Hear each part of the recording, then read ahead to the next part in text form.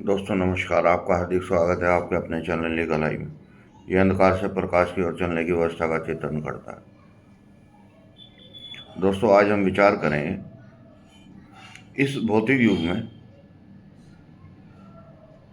हर जीव को 3 समस्याओं से गुजरना पड़ता है। पहली समस्या है उसका स्वास्थ्य, दूसरी समस्या है उसके विचार और तीसरी समस्या है धन धान्य। अब इन तीनों पहलू को अगर हम साइंस के हिसाब से देखते हैं तो अलग अलग चित्रण आता है। साइंस कहती है ब्लड टेस्ट कराओ, एमआरआई कराओ, या जो भी उच्च कोटि के साधन अब तक विकसित हैं उनके अंदर टेस्ट कराओ। लेकिन कई दफ़े उसके बावजूद भी बीमारी डायग्नोज नहीं हो पाती। आदमी निराश हो जाता है। निराश होने के बाद वो किसी दूसरे डॉक्टर को दिखाता है। वहाँ भी पैरामीटर वही हैं। उनकी व्यक्तिगत योग्यता मशीन के ऊपर डिपेंड हो गई है, जिसकी वजह से आदमी का स्वास्थ्य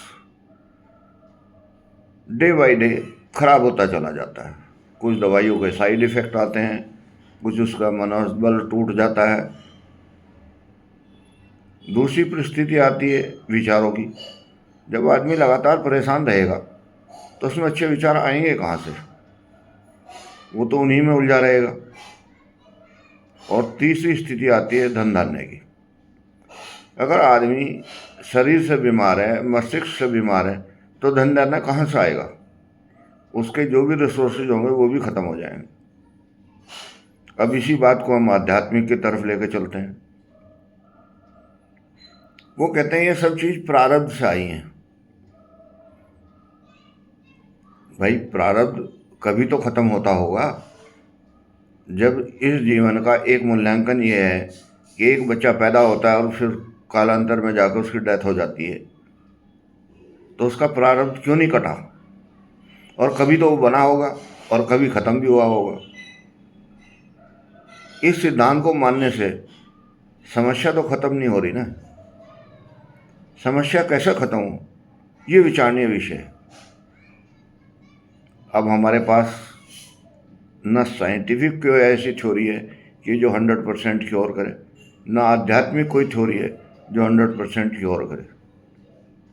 लेकिन आध्यात्मिक में एक बात अवश्य है कि वो मन का संतुलन बनाने के लिए एक नई व्यवस्था दे दी गई है कि ईश्वर हमारी मदद करेगा।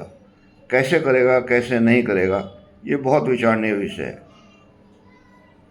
जिनको सफलता मिल जाती है वो खुश हो जाते हैं, जिनको सफलता नहीं मिलती वो घर में रखे देवी देवता के चित्र को भी देखना पसंद नहीं करता।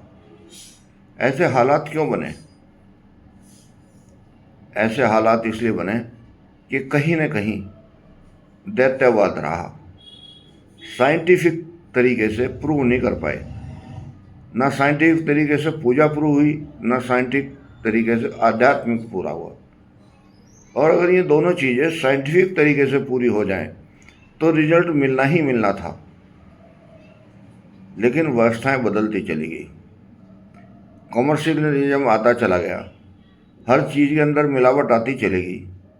हर आदमी अपने प्रोफेशन को जस्टिफाई करता है कि मैंने इसकी कीमत क्यों बढ़ा दी, इसमें मैंने मिलावट क्यों कर दी। और जो देश की व्यवस्थाएं हैं वो इसको देखने में नाकाम है, क्योंकि जो सरकार है उसकी जो इंद्रिय और कर्मेंद्रिय हैं वो ये मानव ही है। लेकिन जैसे ही कोई आदमी सिलेक्ट हो जाता है सरकार में, वो अपने को सरकार मानने लगता है और डाटा इकट्ठा करना बंद कर देता है। और डाटा क्या इकट्ठा करता है कि मैं कितना एक्स्ट्रा गेन करूं। ये गेन की व्यवस्था में सारे सिद्धांत फेल होते चले गए। एक डॉक्टर कहता है कि मुझे 1 करोड़ रुपया लगता है एमबीबीएस करने में, तो मैं क्यों ना कमाऊं? मैं अपने बच्चे को कराऊंगा तो 1 करोड़ उसके लिए लगेगा, एमडी कराऊंगा तो 5 करोड़ लगेगा। एक बीमार आदमी है, उसके आर्थिक रिसोर्सेज भी कम है, वो कहाँ से उनकी फीस दे पाए। और अगर वो गवर्नमेंट हॉस्पिटल में जाता है तो गवर्नमेंट डॉक्टर को 150 पेशेंट पर डे देखने होते हैं और कुछ लिमिटेड टाइम में बस उसकी एक निगाह पेपर पे रहती है, एक निगाह पेशेंट की तरफ रहती है और वो दवाइयाँ लिखता चला जाता है। जैसे कंप्यूटराइज सिस्टम है कि फेस देखा, दवाइयाँ लिख दी। उसको कितनी अनुभूति हो रही है, किस हद तक उसको बेनिफिट मिल रहा है या मिलना चाहिए, इसका कोई विचार नहीं करता। फिर यहीं आके बात रुक जाती है कि एक अपने दिमाग में सेटअप बना लें कि जो काल्पनिक शब्द भी है उसको यथार्थ में मान लें कि भगवान है और वो हमारी कहीं ना कहीं से मदद करेगा ताकि हमारे मन का संतुलन ना बिगड़े। और उसके लिए सच या झूठ जो भी व्यवस्थाएं हैं सिर्फ वही हैं तब जब वो कैसे होंगी कैसे नहीं होंगी ये हर व्यक्ति के लिए अलग विषय है। एक बच्चा हाथ जोड़ कर बैठता है और उसकी प्रार्थना इमीडिएट स्वीकार हो जाती है, और एक विद्वान को हायर करके यह अनुष्ठान कराए जाते हैं, लेकिन भगवान उसकी प्रार्थना नहीं सुनता। ये सिस्टमेटिक ढंग ऐसा बना दिया कि जिसको समझना बड़ा मुश्किल हो गया। हमारे पास कोई भी ऐसा मूल्यांकन नहीं है जो हम कहें कि ईश्वर ने हमारी मदद की या नहीं की। जिस टाइम आवश्यकता है उस टाइम उसकी मदद की, कितनी आवश्यकता है ये उस आदमी पर डिपेंड करेगा जो घर पे बीमार पड़ा हुआ है। आज अगर किसी बच्चे को बहुत तेज बुखार है तो उसे ऐसी औषधि की आवश्यकता है, ऐसे आशीर्वाद की आवश्यकता है कि इमीडिएट उसका बुखार उतर जाए। लेकिन नहीं, दोनों ही व्यवस्था अपने अपने तरीके से चित्रण करती हैं।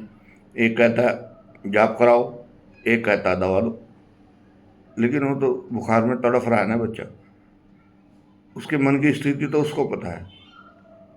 बस उसको यही समझाना है कि धैर्य रख, ईश्वर है या आर्टिफिशियल बनाया गया है, ये तुम्हारी सभी मनोकामनाएं धीरे धीरे पूरी करेगा।